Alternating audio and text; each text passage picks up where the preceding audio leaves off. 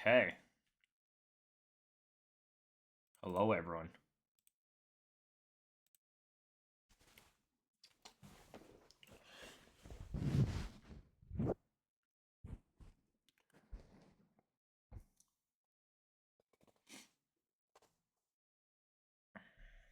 Anyone here into like Smiskies?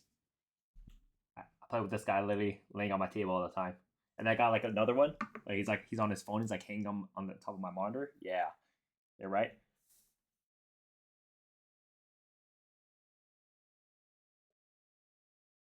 I got this little guy. I also got another one over here. I got like little little triplets pulling onto something like on it. Here, let me see. I also got this one right here. This little bad boy. Whew. The triple tug of war. Yeah.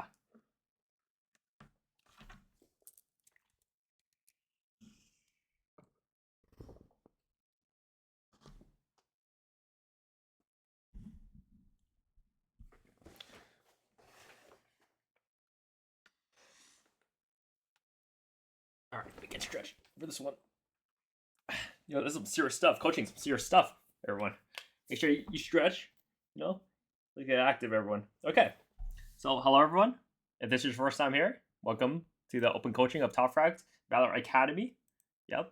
So today's topic, we're going to be going over creating a playstyle. But let me introduce myself first, right? For anyone here, I see some familiar faces. But if you're unfamiliar with me, I am Christian, SexyChristian Tran. Yeah, that's my name. That's my in-game name. And I've been with Top Frag for around 6 months. And before Valorant, I was an ex-culinary chef, MMA fighter, and a former Tier 2 Valorant coach that is currently competing in Valorant.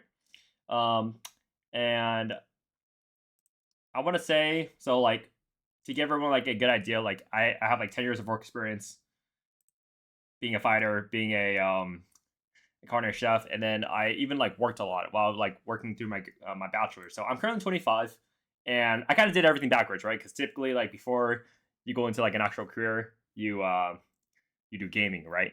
Where this newer generation. But I did it backwards. So I did fighting first, culinary, and then I was like, you know what? When Valor came out, this is about one-time chance. If I want to go pro in video games, it's now.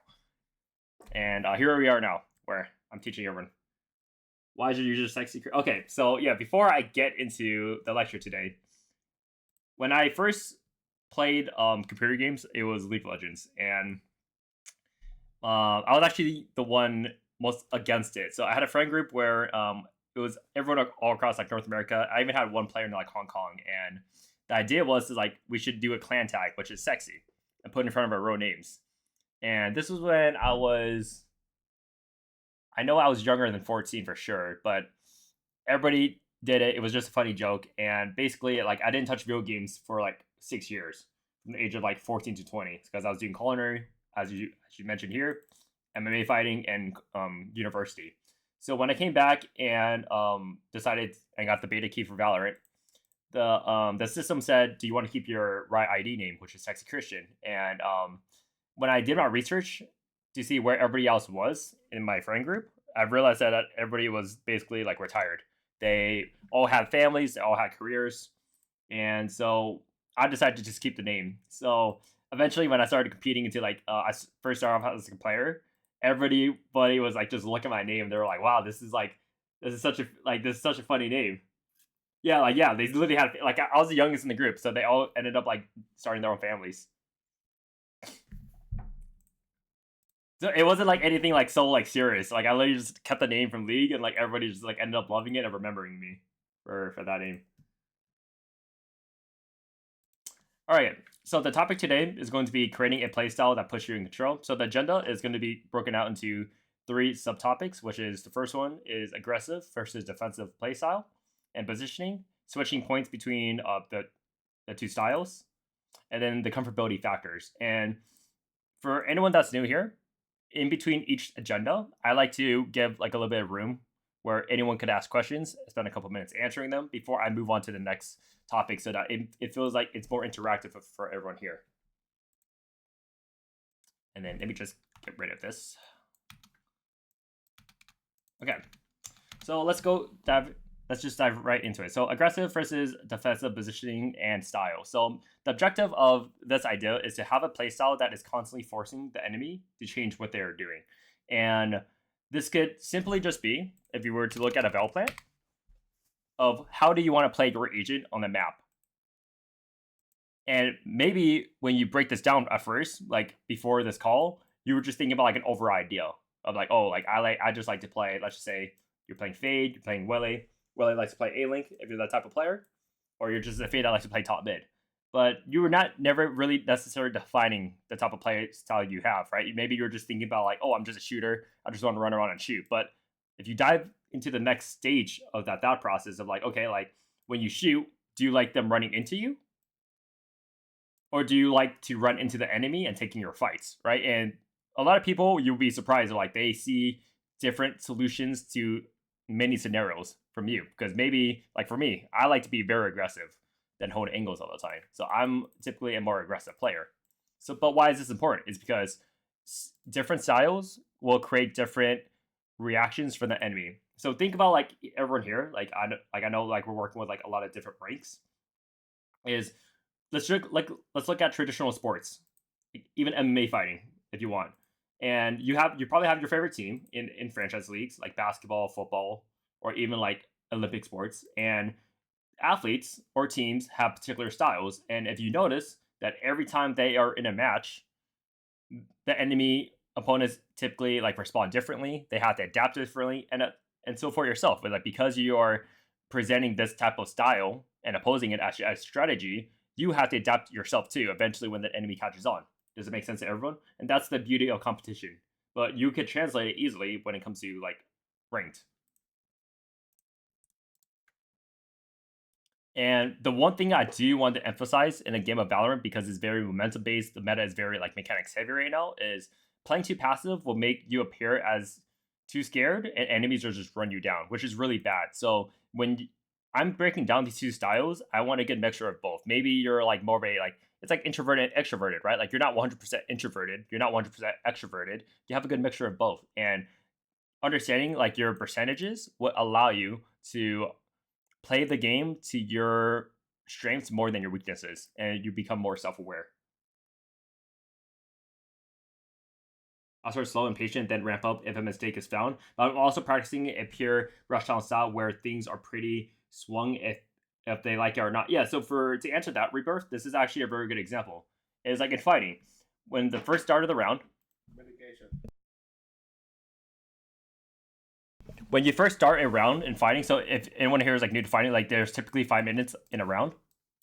Probably within the first 1 minute, you're collecting information of how the enemy is playing. So you could take the same thing as defense or attack. Is you're not necessarily running it down very hard immediately, but you're just like seeing how the opposing map is being played out, right? And eventually, in Valorant terms, you could use the first 3 rounds as a good example. 1, 2, 3.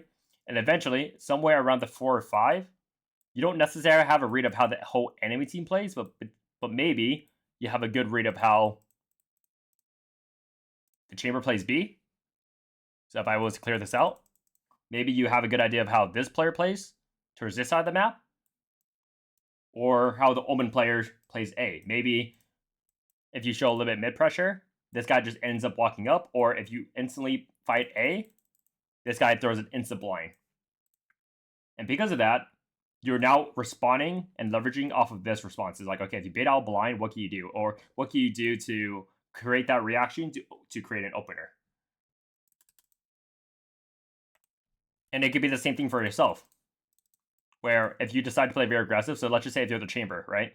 And you decide to play very aggressive up B main the first 3 rounds, following the next, maybe let's just say like round 3 and 4, if you did it rounds 1 and 2, you're expecting some sort of a counter adjustment by the enemy just running into you very hard and just trying to like overwhelm you. Or they might just completely avoid you completely and go elsewhere in the map. And then based off of that, if you feel like your presence is doing that a lot, then maybe you just put a trip B and you just start top mid instantly to counteract their own adjustments. So you're working with your own tendencies and the enemy's tendencies within your playstyle. And let's think about it like differently now. Now let's just say if you're a more defensive player, where maybe you were just holding for the pitches early. And eventually, the enemy team is going to try to contact up and just pop and overwhelm you at different stages of the round. Maybe that's when you mix it up by saying, okay, if the enemy team's contacting up B main because they know I don't play there, I'm going to take an early peek B main before I play where I want to play, which is elbow.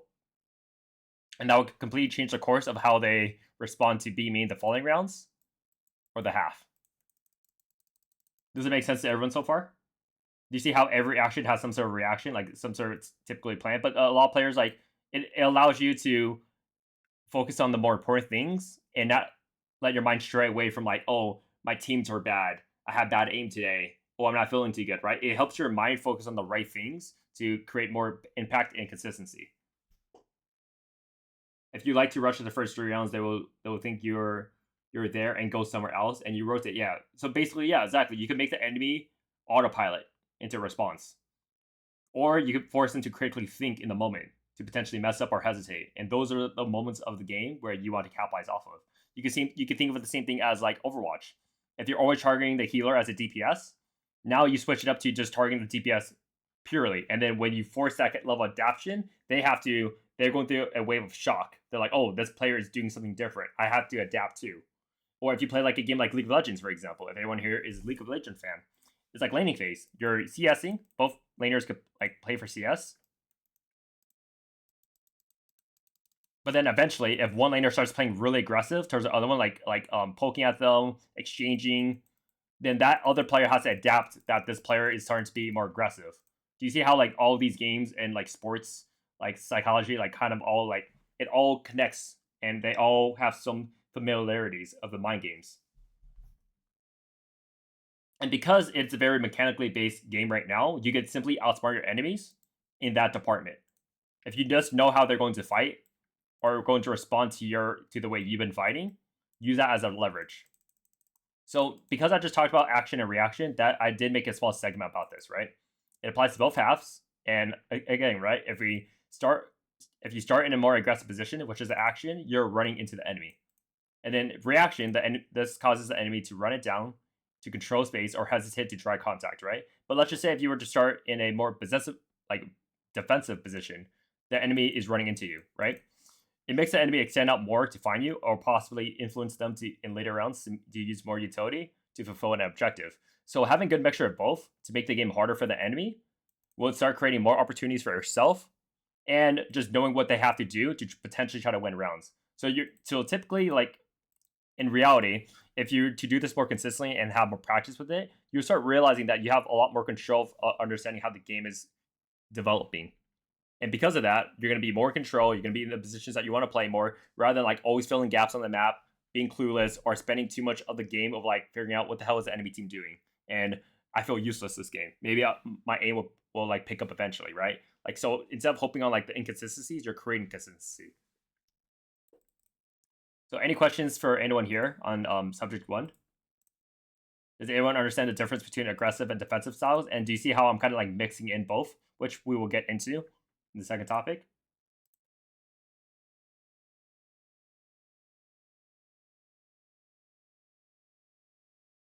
And it's crazy, right? Because like, do you see how like I'm creating very minimal examples, and do you see how like everybody in their heads, like if I paint out a scenario, maybe everyone will respond differently, right? Maybe one person would be like, "Hey, I'm gonna play." I think if I'm put in this position, I see myself playing really passive. Another player is like, "Oh, I see myself running it down." Everyone is different, and that's great. That's the uniqueness of our community. Esports, you're working with a different level of cultures, a lot of personalities. There's no right or wrong answer. It's just a matter of being accepting of each other and just working off of the response and like the product of like, okay, if this player was to run down B main and get 1 or 2 kills or potentially die, how can I play off of that? Rather than like saying, oh, I can't control this player. He just keeps on doing the opposite of what I'm thinking. But in reality, you need to change your mentality of like, he just has a different style than you, and you just got to work around it. Any questions so far? Yeah, I can have the talk later. Yeah, so Casey in here, which is one of the top Frags administrations, he would post the notes, and you can have more access to through like more through our invitationals and curriculums that we offer. Should you do the same changing? Should you do the same changing of defensive to aggression on retake too? Yeah. So same thing on a retake, right? The pace of the retake. Flanking is an aggressive option. If you decide to flank instead of rotating normally, you're taking a more aggressive option. If you rotate through spawn, that's a defensive rotation than aggressive.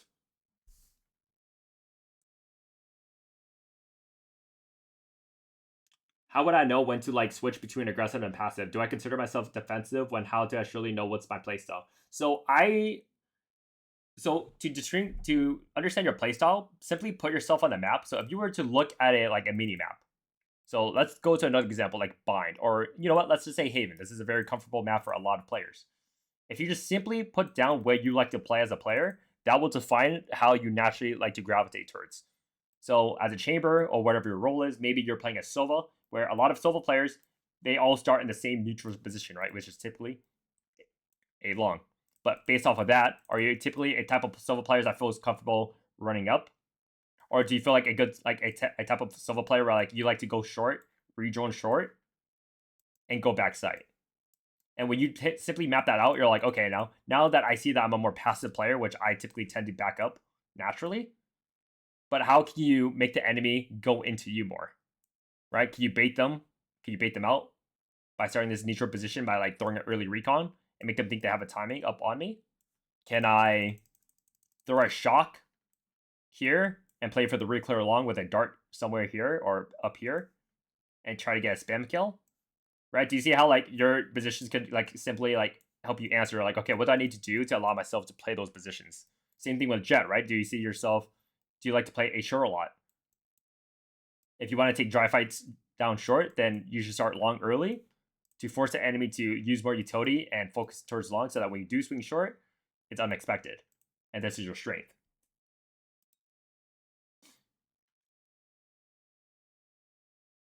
Yeah, right. So it's right. So like you like to hold down your space more, which is like could be technically a more defensive and aggressive option. It's a good mixture of both.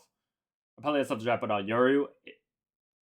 Like you do a lot of poking, right? So like if you do like to peek a lot, then maybe your strategy is I'm gonna find parts of the map that they don't use a lot of utility in to allow me to take random swings, get one and get out. So that maybe could be your own micro game plan. Sometimes if I play aggressive, I'll hold back. If I don't have enough teammates to hold, they always push really, really aggressively, and all of them just push at the same time. Is there any way to counter that, or is there a way to stop that from happening? So for Yumi, I would recommend you can simply push it down with them a few times, but other times, don't be afraid to start in other parts of the map and you flank the pack instead. So even as a Sova player, like I'm a Sova main on Haven. I play A lot, but there's some rounds where I just simply start B because I know that like my teams are going to run it down A to give me info, and if they're not here, then I'm ready to respond towards the opposite side of the map, which is C. Or if they go B, I'm ready to fight them B. You don't always have to play A long. Like, and this is where like you get into the territory of like you don't always have to do what's most optimal on your agent. Yes, is it good for Silva to start A long some rounds? Yes. But there's still possibilities for you to play from B as anybody, realistically. Even Omen, he doesn't always have to be C. That allows you to rotate into the pack faster and working and going off of how the game is going. That's perfect. Like that's perfect. Like explanations. Me, that's good. You understand where I'm coming from. That's good because you're working off of how the game itself is developing, not what generally works.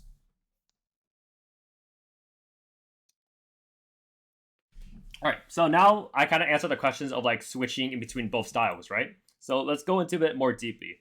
So factors you need to constantly be putting yourself in or your team in situations that will close out rounds or the edge in the following moments. So forms of disruption can also be information that staggers the enemy. So going back to like someone that said like they like to peek randomly as Yoru. So instead of like always taking random peeks at the start of the rounds, don't be afraid to do it mid round, right? That will fall in the category of awkward timings. You also have the option of going through like the process of elimination, where if you dart A long or A lobby and see nothing, wait a couple of seconds and see how the enemy team is working the other parts of the map. Are they heavy defaulting mid because they're not A? Or are they heavy starting C? And based off of that, you could control your next line of move, which is you could go into a lobby silently as Sova and wait for them to potentially re-clear into you, or you're ready to flank them if they go C. There's even other scenarios where like you could break the chamber trip, like this, and fall back to make them think you're flanking because you flanked before. And do you see how like you're always creating these little mind games? So that it's not always about taking the fights, every fight that you see. It's creating these mind games and opportunities across the game. You get to choose the fights that you take, pick and choose, rather than like you're putting yourself in very minimum scenarios to fight, and you end up like feeling like you're doing everything dry or you're just not playing your game. Yeah, you're creating question marks. And then the last one is, can you make them afraid that you could walk up and potentially flank, right? And again, right, like breaking the trip, falling back, or and because of that, right, now whenever they get stuffed and stopped at like if they can't pop through C successfully the first time, now they're worried about like if you're potentially through A trying to fight them, or they have to fully commit C because they know that you're flanking. And it puts the enemy again in a position where they have to adapt to you. They have to adapt and potentially like lose out rounds because they're rushing themselves into not the best scenarios.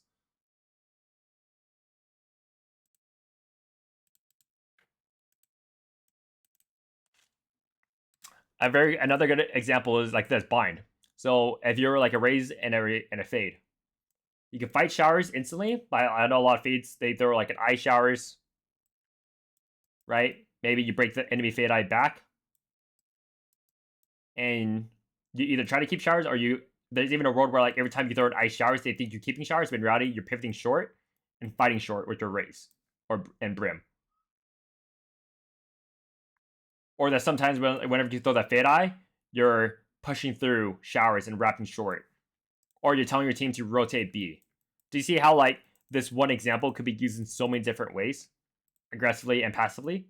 You could start off aggressive, break the utility to allow yourself to play on sites, because now because you bait out a prowler, an eye, potentially a Yoru blind, those are three variables and factors that you don't have to worry about if they do hit A. Now they have to hit A with less utility, maybe with just smokes and raise satchel lane, and that allows you to be put into these different positions where typically if you didn't bait out originally, you were maybe going to get blind, you're maybe we're going to get like scanned by a random bait eye, and all you have to worry about is the smokes that they throw down and you playing around it. I know a lot of people get run down in ranked, but that's a very good solution where like if you know they run it down in ranked, then you need to make them pop the site with less util as possible. Yeah, especially if they're on a low bot, yeah. And it's the same thing for eco rounds, everyone. Like if you're typically a more defensive player or aggressive, like how can you force the enemy and put yourself in the more optimal fights, right? Like the typical question is like if you're on a bad buy, you have worse guns than them. How can you cut the distance? If you're on better guns, it's like how can I maintain long and medium distance to now allow them to run up on me and kill me with a bucky? And those are very simple questions that again you can mix it up between the aggression and the defensive style, where like you can't let them walk up and cut the space without you knowing. That could potentially like give them the advantage. So you want to like work around the map again, where like if you're too passive and no one's peeking anything, they're just gonna take their timings with bad guns. They don't care. They have worse weapons than you. They would take that risk any day of the week.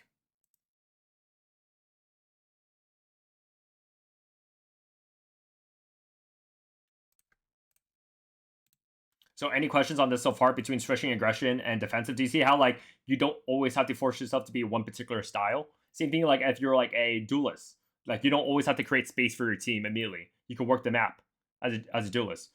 Like when Gen G was becoming a world class team, like their old roster, like for 2 years, like like in 2024 and 2025, Texture was a duelist player, but he wasn't running it down every single round. He was like starting the map off very slow and working his picks, and then when his team needed him, that's when he would group up with them and go fast. But besides that, though, he always had to have the first 30 seconds to just default around the map and just see what he was given to work with. I know it's Lotus, I know it's out of the map pool, but like you guys get my point, correct? Is everything here kind of like making more sense now? Does everyone here kind of see it like the connection between number one and number two? Is like number one is like we're making it clear like what is each, right? And then number two is like now we can see ourselves like mixing it up.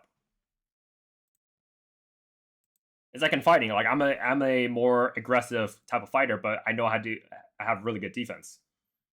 For aggressive and defensive, sometimes I play too aggressive and my teammates don't. So like I'm like pushing alone and I'm not good enough to win a 1v3 or something. And when I rush or like TP behind, they always know how to kill me. Is there a way to know what direction to rush so I wouldn't die immediately? So for Yumi, it's just simply choosing the option that will allow you to be given the advantage in your next scenario. So if you would not continuously play aggressive if you think that's going to get you killed.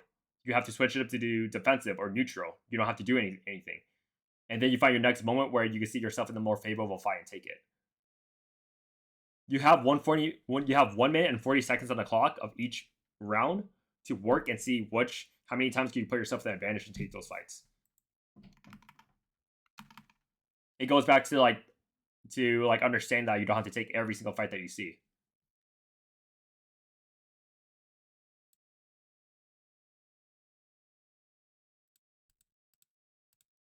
Any other questions from anybody? And this would dive into the next question, me, like in terms of like comfortability factors too, okay?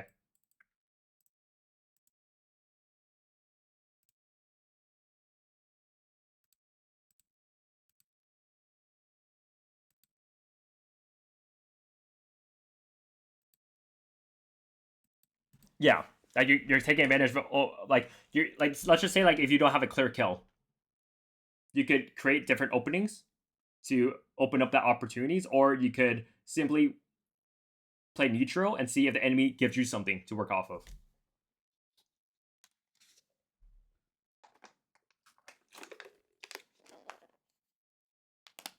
You could either join them, but PB. Something I really like to do is, as a Sentinel player, so let's just say you're playing Haven, right?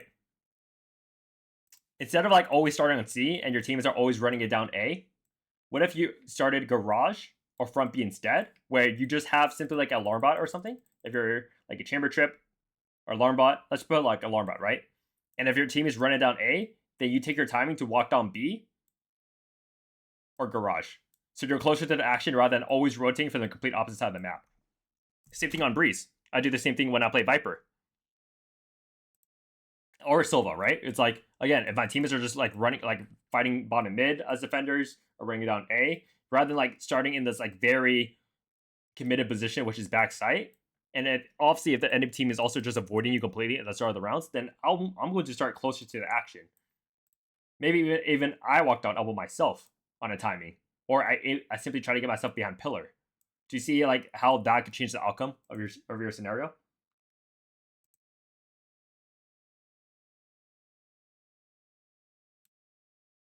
Yeah, exactly. Like the Genji turret is a very good example. If you're playing Killjoy, you put the turret there. You can play C-Link. You can play Garage off that.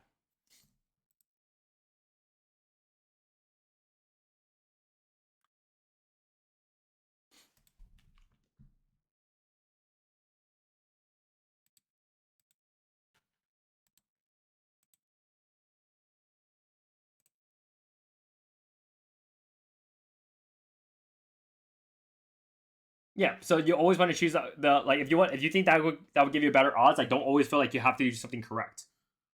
Like this game is like you want to like your the whole focus is to win rounds, not to play the game perfect. You want a good mixture of both. Everybody wants to win, right? But like playing perfect doesn't always mean you're winning.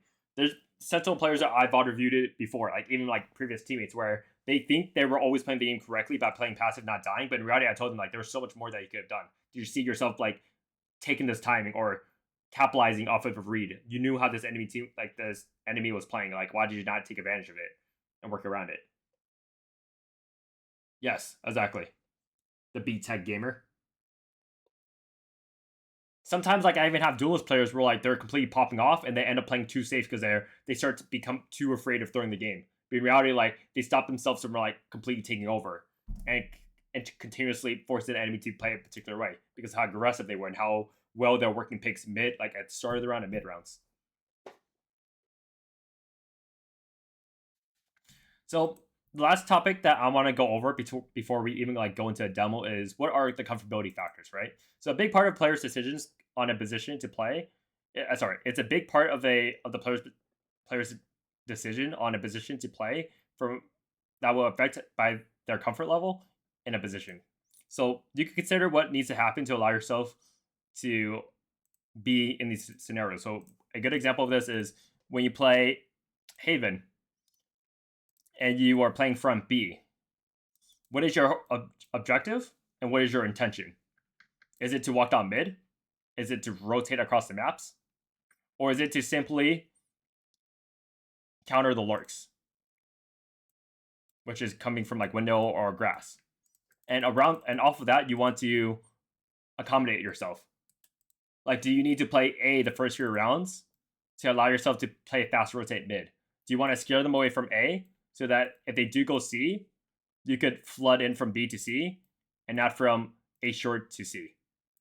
There's games where like you could pop off really early and the team is just like the enemy team's just simply trying to avoid you. So you counteract with that by starting where they're trying to go immediately or rotate into where they're trying to go.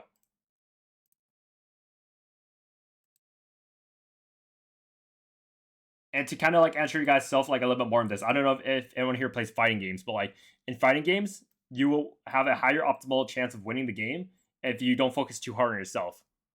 Because sometimes when you focus too much on yourself, so let's just say you're the jet, of like how you're swinging things, how you're positioning yourself, how you're shooting, sometimes that could stray you away from thinking of like, how is the enemy team playing for me to capitalize off of it? And you can avoid you overthinking, right? Because if you think about like how you're aiming too much, that could have been a moment where you're like, okay, I know the enemy team is doing this, or I know that the enemy lurker is playing like this, and I want to capitalize off of it. But maybe you're going to be like too late because you're thinking about yourself into that. Some things want to become like very natural to everyone, right? Like, what is your natural answers to things, and that's what you want to work off of, your natural style of thinking and comfortability. Everybody's solution is going to be different. There's no right or wrong answer, right? Like, there's a reason why, like, in franchise, everyone's playing, like, this Viper Killjoy comp, but, like, I see everyone having two different styles of defaults, objectives, game plans.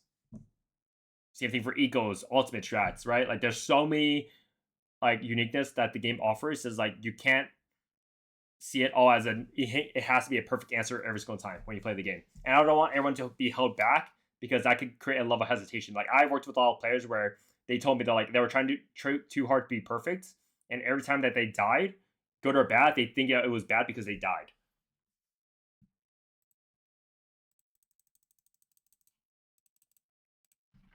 And then to make it even better too, let's like watch some VODs. So for the next 10 minutes or so, after I answer questions, I'm going to go over some like pro players like playing ranked.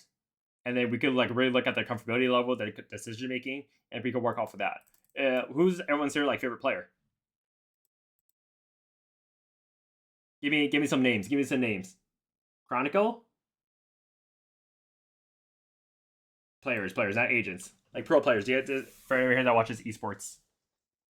And then Casey, for the last like maybe 10 minutes, do you want to like have some time to like introduce like what top frag is to everyone? You want to work across to speak as well? Okay, perfect. Paper Rex, Forsaken? Sure. Let's see if there's a Forsaken mod. I love Forsaken. He's one of my top 3 players. Sam, Debone, Boaster. Okay. All right.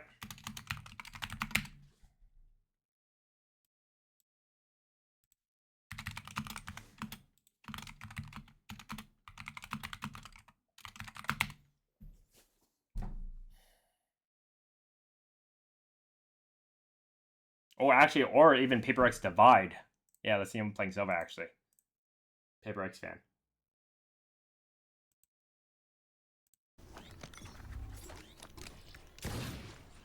Oh shit, no shot that. Oh shit, forgot to buy shot that.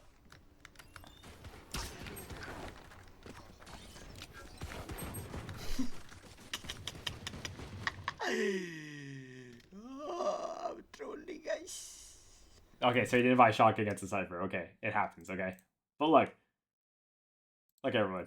Do you see how, like, at first, again, like, do you see how he's scaling? He's not rushing himself? Like, even though his teams are going in, he's not necessarily, like, he's always putting himself in a position where, like, if somebody was to swing him, like, how is he playing off of that, right? Okay, so let's ignore this one, right? He kind of made himself, like, play a 2v5 because he didn't shock the trip. And he bought a Deagle instantly. It happens. Let's go next round real quick.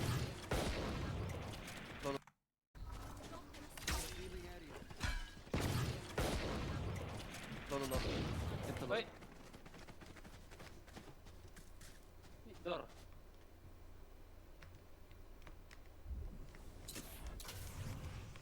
Bush, beli semua. Let's go together. Okay, so this is gonna sound very minor, but like this is a very good example. Same thing for holding a smoke for the mid cross. Do you see how like there's so many ways that everyone could hold the smoke bottom mid on Breeze? So maybe it's an Asher smoke as well. You throw the smoke here, and there's so many different ways that you could hold it. You could hold it from back here. You could hold it from far back. You could hold this side of the smoke. You can hold this side of the smoke. You could even hold in between the positions and play from like even hold it from like really awkward angle from like here. But again, right, like how you hold things should tie to your level of comfortability, because if you were to actually take the fight, you're not overly reacting and uncomfortable. You're comfortable where if the fight does happen, you're responding accordingly and naturally.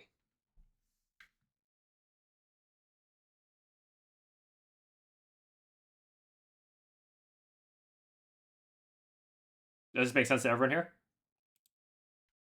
Like even the simple things of like your idea of like, oh, I need to hold a smoke, I need to hold a sight, I need to scale up in a particular way. Go off your comfortability levels first and work around it. And then from that, when you naturally make mistakes, you're now forming a personality and a style where it ties your comfortability levels, rather than like, oh, you're trying to like be like a like fill someone else's shoes. Like you're trying to play too much like Chronicle, but you're not naturally, you're never going to think like the way he does.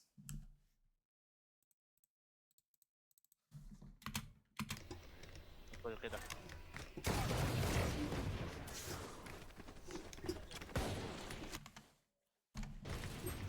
And then this is also a very like interesting take. If you see a lot of like analysts, like co-streamers, like ex-pros, when they watch like teams tend to struggle a lot, the number one factor that I always mention is this team doesn't have enough time with each other, which creates a level of uncomfortability, right?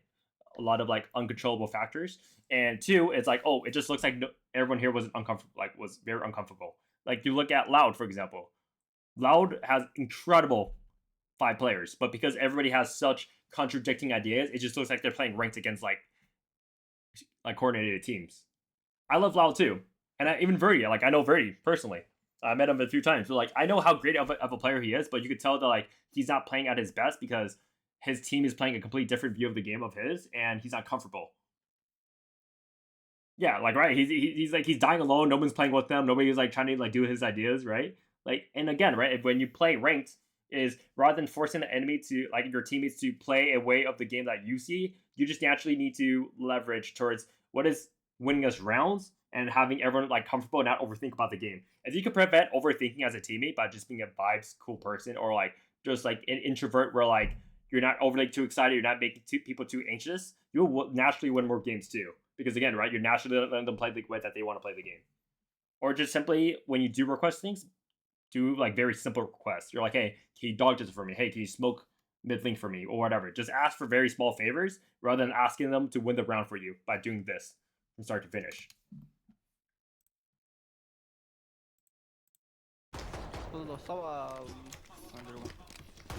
So again, let's go to a gun round now of Divide. So it ends up getting 3K. He ends up winning this round. Okay. And to kind of see how like the options that when he chooses, right? Like there's players where like they don't need the drone A main. They'd rather just contact up. There's players that would rather throw the recon, right? Or try to get the orb. But again, just do what you feel like naturals and just easily communicate. You're like, hey, I want to drone A main.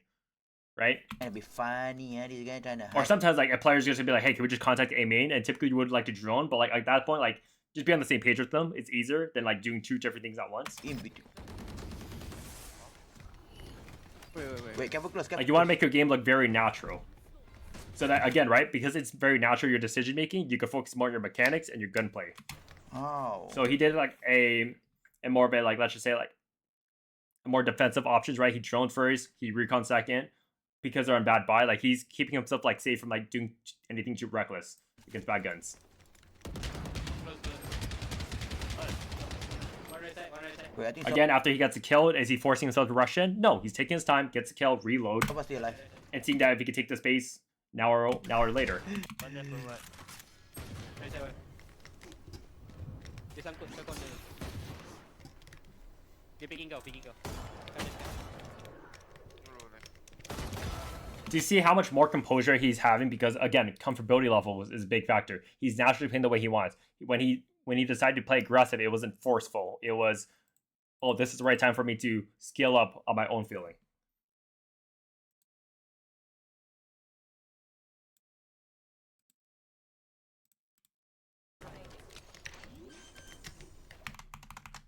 So we go to the following round. Now this is a neutral gun round. He has Vandal. Again, right? Do you see how he's holding like bottom mid? So before with the back gun, he was holding it from very close, which is like towards halls, and now he's holding it from like spawn.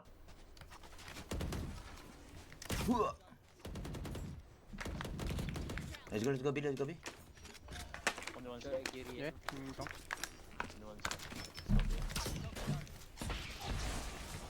I broke the trip. Camera. He's taking cap selfie.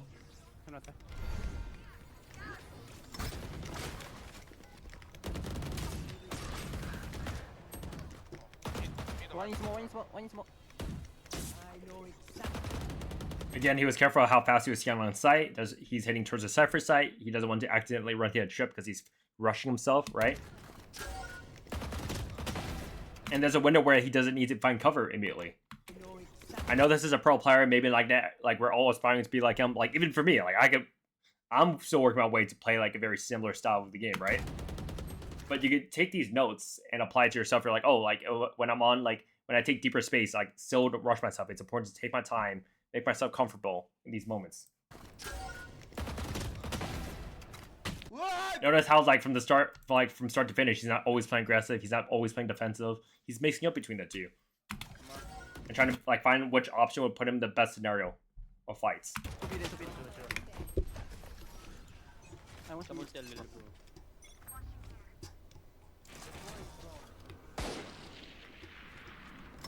So last round I'll go over. He decided to like open up A with an ult. Watch ya! Waiting for what? I keep one already. So now he wants to go faster, right? So again, right? He's taking A space in two different examples. One against Bad Buy, and the second time he went A was against like a normal gun round. So now he thinks that like we should be going a lot faster, right? Which again, right? Like not everyone would necessarily agree, but like it's kind of like the self-awareness goes like, what is the type of round that I'm playing? I think you stay behind and watch flank. You play the deal. Yeah, I wouldn't get. One enemy remaining. And now he's just like doing a little bit of raging. It's fine, but okay. But that is the end of the portion. Does everything like adds up for everyone? Does this make sense? Like the comfortability factors, we'll go backwards today, right? Comfortability factors, the switching points between the two styles, and knowing the difference between aggressive and defensive. Does this look good to everyone? Any questions before we get into Casey to talk about what Top Frag is?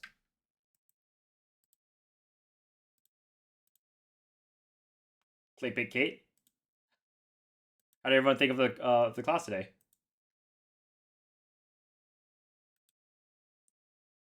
Scale of 1 to 10 is what we've been doing. Whoa! Don't have to categorize me like that. I'm just joking. That's getting hot here. 10, dude. Everyone loved you. You need me back here more. Yeah. Great info for sure. Hell yeah. That's good to hear. 9 without the jacket. 10. Oh damn, that's gotta come up. Oh damn.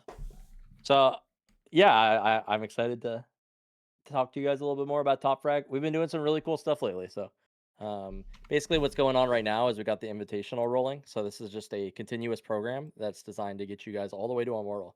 So SexyChristian has been teaching in that as well. We also have a bunch of other coaches who are covering a bunch of different topics right now. So we got aim coaching, we got Valorant coaching, we have player development that Christian's in charge of, and then we also have the performance coaching. So a bunch of different areas. They're going to help you out, and they're going to teach you basically everything that you need to know about hitting Immortal. And then, yeah, beyond that, we also we're doing, so basically if you enjoy these sessions, there's like 5 more of those every single week that you can be getting from the Invitational. On top of that, they also offer the Combine. So those are people for if you're above Immortal, and that's for getting into pro play. So I think that we had a few players from the Combine qualify for Premier League recently, so that was pretty cool. And that'll be starting up eventually here too. So if you're interested in either of those, definitely check those out. I'll post a link for that here.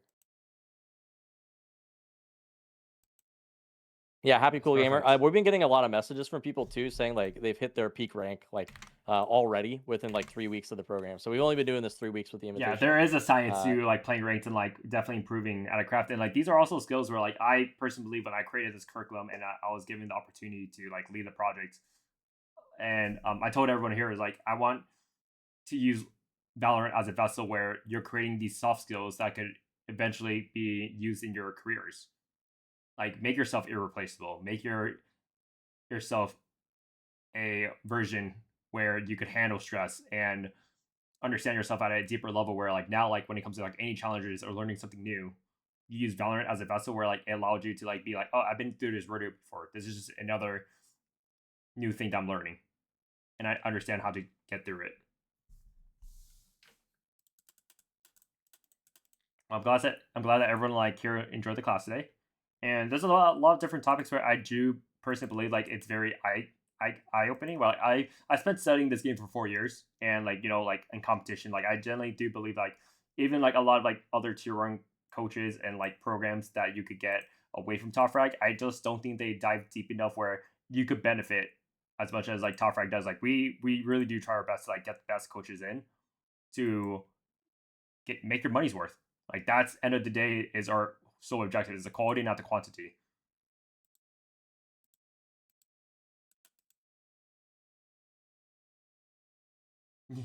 I had no clue what you were saying, Christian, but I think I got the most out of it. It's just I just want to help everyone here become the best versions of themselves, and if it's through Valorant that I could do that, then I'm doing my part.